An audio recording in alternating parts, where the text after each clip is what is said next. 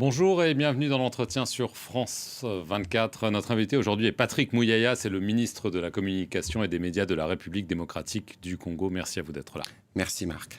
Alors ce mardi, Salomon Kalonda, qui est un conseiller proche de l'opposant Moïse Katumbi, a été appréhendé sur le tarmac de l'aéroport de Kinshasa. On voit ces images qui ont circulé sur les réseaux sociaux. Alors des questions très simples, très factuelles. Qui l'a arrêté? Pourquoi? Et où est-il? Écoutez, il a été interpellé par les services de renseignement. Le moment venu, ils pourront communiquer, donner des détails sur les circonstances de son arrestation. Je reviens de Pékin et donc dès que j'arrive à Kinshasa, je m'informerai davantage et on communiquera comme nous communiquons habituellement. Mais ici, il faut noter que ça fait un peu suite aux événements que nous avons vécus récemment, où il y a eu beaucoup de violence. Et la violence, d'abord, d'où qu'elle vienne, en démocratie, elle n'a pas de place. Vous avez vu notamment Martin Fayulu, qui est un des 4 opposants, demander à des jeunes visiblement chauffés des lancers de pierres contre la police. Il y avait des enfants qui ont été en première ligne de ces actes de violence. Nous l'avons dénoncé et condamné. Le président de la République, d'ailleurs, s'est personnellement déplacé au chevet de cet enfant de 12 ans, parce que nous tous, nous avons été choqués par les images de la violence policière sur ces jeunes enfants. Il a visité autant le policier. Nous avons tous condamné. Nous espérons que ceux qui pensent que recourir à la violence, c'est la stratégie qu'il faut pour passer des messages politiques, ils se trompent parce que la République démocratique du Congo veut consolider son processus démocratique et la démocratie se consolide dans les respects de règles et non pas par le recours à la violence. Donc, cette arrestation serait liée à cette violence. Je ne saurais pas spéculer. C'est quand même l'hypothèse que vous posez. C'est une hypothèse parce que lorsque vous regardez les choses telles qu'elles s'étaient passées ce 20 mai là sur terrain, il y avait eu de l'organisation, il y avait eu de messages qui n'ont pas été condamnés, d'ailleurs, du reste des éminents membres du parti de Moïse Katumbi qui appelaient à attaquer une ethnie, je ne citerai pas, sinon je ferai leur jeu, mais en même temps qu'ils disaient qu'il y aurait des morts. Ils ont prédit des morts, ça veut dire que c'était une violence préméditée et organisée préalablement. Nous, c'est que nous avons dit, au moment où je vous parle d'ailleurs, les policiers qui ont été responsables de la bastonnade du jeune enfant sont traduits devant l'auditorat. On a dit que la lumière devrait être faite sur tout ce qui s'est passé et on espère que les enquêtes pourront nous donner plus de clairage. Alors dans un communiqué commun publié ce mercredi, plusieurs opposants, dont Martin Fayulu et évidemment Moïse Katumbi, parlent d'enlèvement brutal. Ils dénoncent les violations graves et je cite, les dérives dictatoriales du régime de Félix Tshisekedi. Alors évidemment, on arrive en période électorale, mais est-ce qu'on ne joue pas avec le feu? Mais écoutez, c'est simple. La stratégie des opposants, c'est de discréditer d'abord le processus électoral. Depuis le début, essayer de lire leur stratégie. On discrédite le processus électoral, on se victimise et on diabolise. Donc, c'est ça la stratégie. Il n'y a rien d'étonnant dans ce qu'ils disent. Mais Marc, vous conviendrez avec moi que lorsque vous voulez être des démocrates, il faut respecter les règles. Et que les règles qui avaient été convenues, notamment le jour de l'organisation de la marche, n'ont pas été respectées. Ils ont été faire un sit-in à la CENI. Et d'ailleurs, si vous regardez et la marche et les sit-in, c'est des flops, parce que Kinshasa, c'est 15 millions d'habitants. Il y a peut-être pas 500 ou 600 personnes qui les accompagnaient. C'est dire que c'est pas un discours qui porte dans un contexte où le Congolais veulent aller voter. On leur a fait un couloir pour qu'ils aient rencontré le bureau de la CENI et qu'ils discutent des préoccupations qui sont les leurs. Ils ont refusé. Donc, soit qu'ils savent pas ce qu'ils veulent, soit qu'ils veulent les chaos et ils espèrent pouvoir tirer profit du chaos de je ne sais quelle manière dans un contexte où nous avons de foyers des tensions dans le pays, on en parlera, notamment la crise à l'Est. Nous avons un conflit aux portes de Kinshasa et lorsque nous mettons tout ça en mouvement, on s'interroge véritablement sur la véritable motivation. On sent, et certains disent, qu'il y a une convergence, notamment entre certains de ces leaders et ce qui se passe à l'Est. Bon, de toute évidence, à ce jour, on n'a jamais entendu Katumbi parler comme tous les Congolais contre l'agression rwandaise, contre le président Kagame. Il faut bien que... Qu'est-ce que vous sous-entendez? Il faut bien qu'à un moment donné, que les choses puissent être clarifiées de ce côté-là, de par leur position et de par le rôle qu'ils veulent jouer. On ne peut pas leur opposer, leur refuser d'avoir des revendications démocratiques, mais lorsque l'objectif c'est de commencer à s'aimer le chaos dans un contexte où le gouvernement, quand il regarde le tableau général en gère de crise dans quelques coins de la République, c'est dire que si ça ne répond pas à un schéma général de déstabilisation. Alors, est-ce que vous voulez dire que Moïse Katumbi servirait d'allié au Rwanda pour déstabiliser la RDC, peut-être repousser les élections? Je ne saurais pas le dire, mais il faudrait bien que lui, à un moment donné, dise clairement c'est quoi sa position par rapport à l'agression rwandaise. Les élections se tiendront en décembre, oui ou non? Parce qu'évidemment, il y a les contestations, le fichier électoral, la CENI, il y a les troubles à l'Est. Écoutez, malheureusement, Marc, c'est un peu triste, mais c'est l'histoire de la RDC. Le Depuis glissement, 2006, depuis qu'on a commencé les processus électoraux, à chaque processus, il y a des problèmes. Vous avez vu qu'en 2006, le président, les candidats Étienne Tshisekedi n'avaient pas participé aux élections. Et donc, c'est malheureusement cela.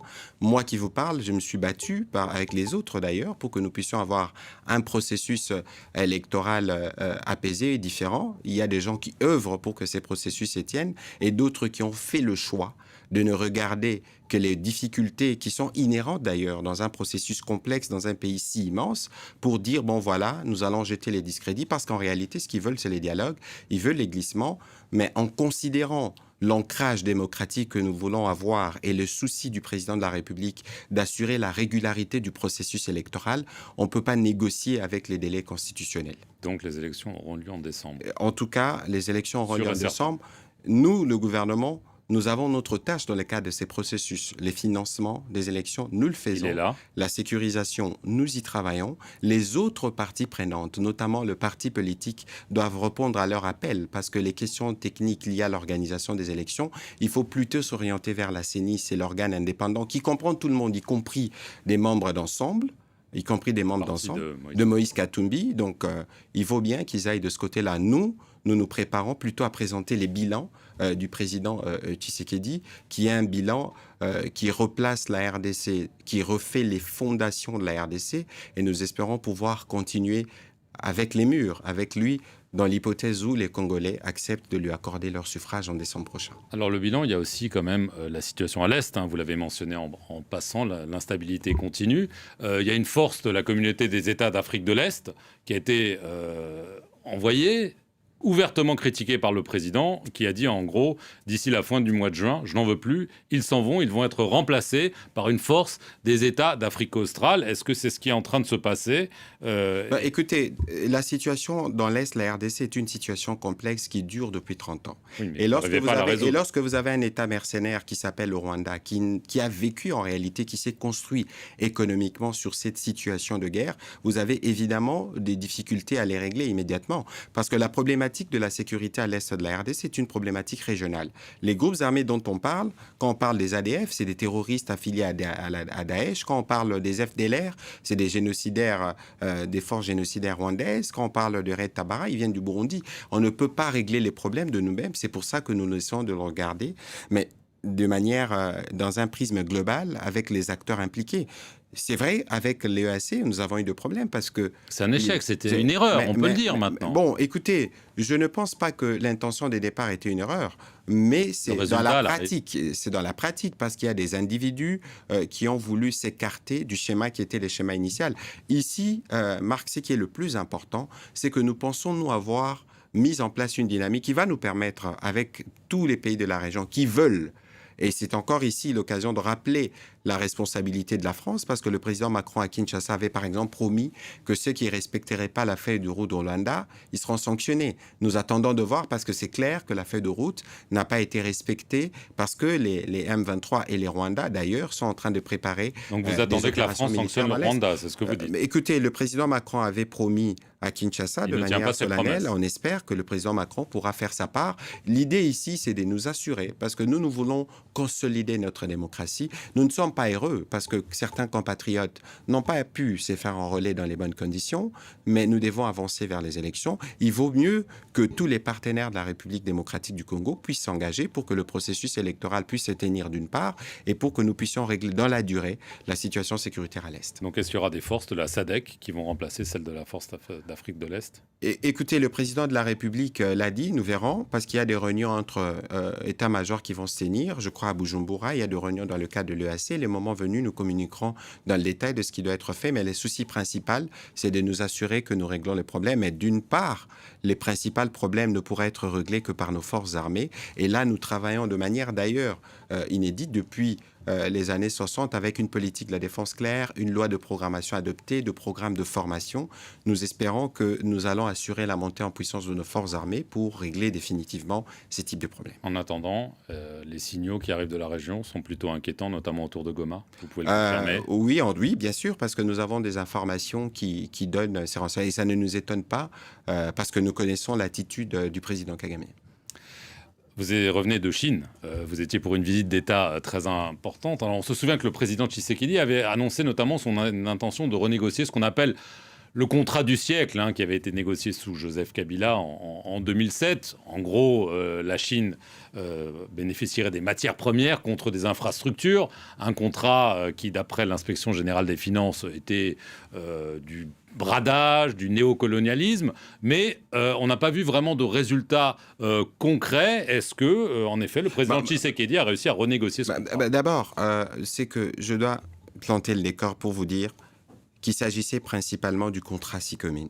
On a fini la feuille de route entre les deux parties et nous nous sommes déjà accordés sur les conditions des négociations qui vont se faire d'ailleurs les jours qui viennent. Ça, c'est pour ce qui concerne SICOMINE. Pour ce qui concerne TFM, il y avait déjà une solution qui avait été trouvée avec la GECAMINE il y a 2 semaines. Donc, les questions des négociations de contrats ne faisaient pas l'objet de la visite d'État. Nous nous sommes ressortis de là avec un accord, avec un partenariat global et stratégique. On a relevé les niveaux des accords pour les contradictions qui existent et qui surviennent dans le cadre de ces discussions commerciales. Les 2 chefs d'État ont convenu que cela doit se traiter dans la sincérité, dans un esprit amical.